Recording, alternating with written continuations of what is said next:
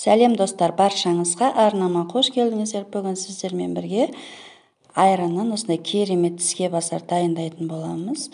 Өте жылдам, өте оңай дайындалады. Міндетті түрде жасап көріңіздер. Видеомды қарамас бұрын арнама тіркеліп, жандағы қоңырауша белгісін басып қойыңыздар. Сол уақытта келесі салған видеом сіздерге бірінші болып көрінетін болады. Ең алдымен құрғақ ыдысымызға бір жұмыртқамызды салып, жақсылап араластырып аламыз. Бір келкі болғанша үстінен 2 шай қасық қантымызды саламыз. 1 шай қасық толтырмай тұзымызды салып, жақсылап араластырамыз. Менде қатты ашып кеткен айран, міне өздеріңіз көріп тұрғандай 1 стакан. 1 келкі болғанша тағы да жақсылап араластырып аламыз. Үстінен жарты шай қасық ас сода салдым. Тағы да жақсылап араластырамыз. Үстінен майдалап туралған көкпиязымызды саламыз. Жақсылап араластырып аламыз. Міне дәл осындай болып шығады. Айран менен содамыз реакцияға түседі. Енді електен өткізіп, аз-аздан ұнымызды сала отырып, қамыр илейтін боламыз. Қамырымыз жұмсақ қамыр болып шығады.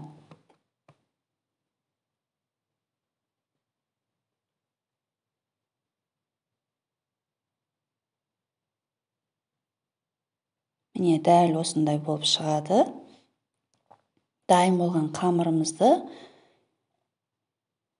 ұн сеуе отырып, жая береміз. Ешқандай тындырып қоймаймыз.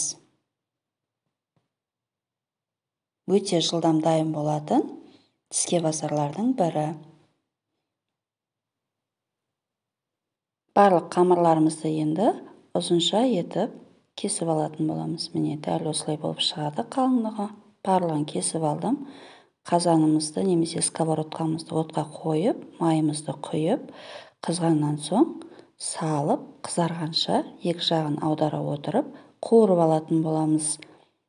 Қамырларымыз көтеріліп шығып жатыр, өздеріңіз көріп тұрсыздар. Барлығын осылай екі бетін аудара отырып, қызартып, қуырып аламыз.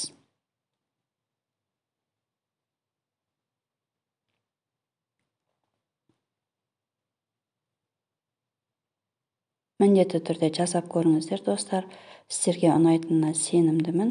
Өте оңай әрі өте жылдам, аз уақыттың ішінде дайындалатын тіске басар.